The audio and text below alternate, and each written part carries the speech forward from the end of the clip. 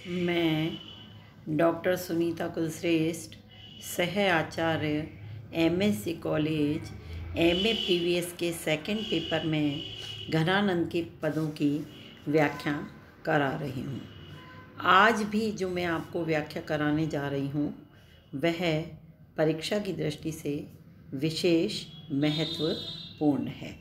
इस पद के अंदर कवि घनानंद ने अपने आप को नायिका बताया है और सुजान को नायक के रूप में प्रस्तुत किया है, और उसका मात्र कारण यह है कि कवि का लौकिक प्रेम अलौकिक प्रेम में परिवर्तित हो गया था।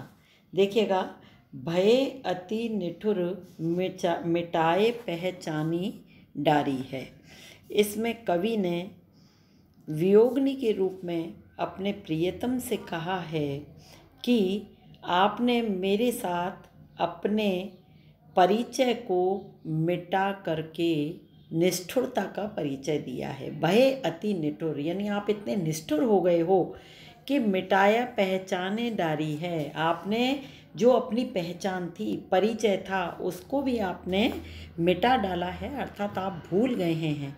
याई दुख हमें जग लागी हाय हाय है। और कवि ने कहा है कि इसी पीड़ा का मुझे निरंतर दुख है और इसीलिए मैं रट लगाती हूँ, हाय हाय की रट लगाती हूँ। अर्थात यहाँ पर कवि घनानंद ने बताया है कि जिस प्रेम के निर्माण में, अर्थात जिस प्रेम के लिए पूर्ण विश्वास, साचार और निकटता का अनुभव हुआ था, उस प्रेम को प्रियतम ने भुला दिया है और उसी कारण से अपने प्रियतम की याद में जो रट लगी हुई है वो हाय हाय की रट लगी है। और आगे देखिए, तुम तो निपट निर्दयी, कवि ने कहा है, नायिका कहती है कि प्रियतम तुम तो बिल्कुल, निपट का अभिप्राय बिल्कुल, निर्दयी हो गए हो, गई भूली सुधी, तुमने सब कुछ भुला दिया है, यानी तनिक में तुम सब कुछ भूल गए हो। हमें सूल सैलनी सो, हमें इसी बात का, सूल का अभिप्राय होता है कांटे, कांटे यानी कष्ट, हमारे जो कष्ट हैं वो सैलनी, वो यानी उन कष्टों की कसक है, क्यों हूँ न भुलाए है, कि वो मैं कैसे भूल सकती हूँ। अर्थात वो मेरे हृदय से चाहते हुए भी नहीं भुलाए जा रहे हैं। मेरे जो कष्ट हैं, दुख, जो मेरे दुख रूपी जो कांटे हैं, उनको मैं कैसे भूल सकती हूँ। मीठे मीठे बोल बोली ठगी पहले तो तब। अब यहाँ पर कवि ने क्या कहा है कि इसमें वही आस्तीन के सांप वाली बात कही है कि पहले तो आपने मीठा मीठा बोल करके मुझे ठग लिया था, और ठगना यानी ये भी एक मुहावरे का प्रयोग है। अब जिए जारत, और अब आप मेरा जी जला रहे हो, कहो दो कौन न्याय है, ये आप मुझे बता दो कि ये आपका कौन सा न्याय है कि पहले तो तुमने मुझे अपने प्रेम के वशीभूत कर लिया और अब मेरा जिए जला रहे हो, यानी ये तुम अन्यायपूर्ण कार्य कर रहे हो, ये किसी भी दृष्टि से न्याय नहीं है।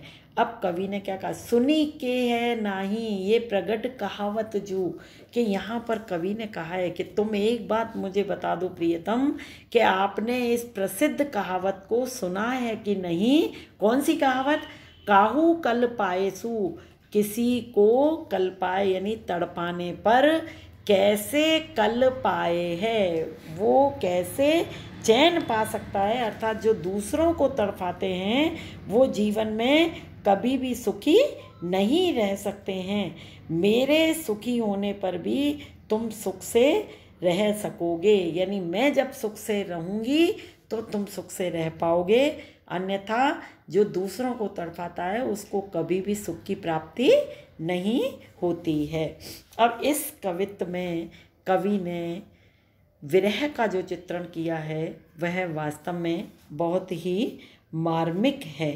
और देखिएगा, मीठे मीठे बोल बोलना, ठगना, ये सारे जो हैं सुंदर मुहावरों का प्रयोग है। उसके बाद में आप देखिएगा, हाय हाय, ये जहाँ पर एक शब्द दो बार आया, मीठे मीठे, ये यहाँ पर पुनरुक्ति प्रकाश है। और काहू कल पाए में अनुप्रास सौंदर्य है। और इसमें देखिएगा, काहू अंतिम पंक्ति में यमक अलंकार का बहुत ही सुंदर प्रयोग किया है। कल पाए और कल पाए, यानी पहले कल पाए का अभिप्राय तड़फाना और दूसरे कल पाए चैन कैसे पा सकता है। यानी यहाँ पर कवि घनानंद का जो चित्रण है वह वास्तव में बहुत ही मार्मिक है।